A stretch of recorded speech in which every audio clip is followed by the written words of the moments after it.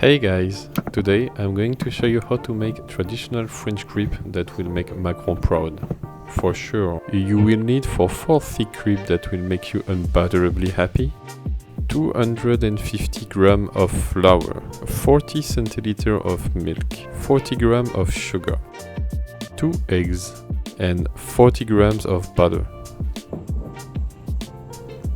First, mix the dry ingredient together.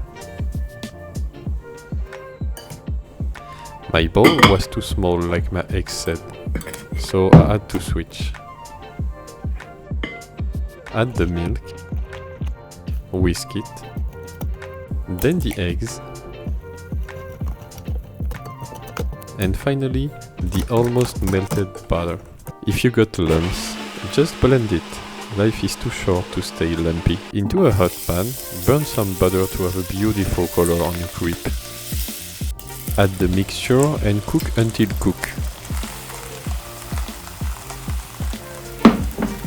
Then flip it to see it on the other side.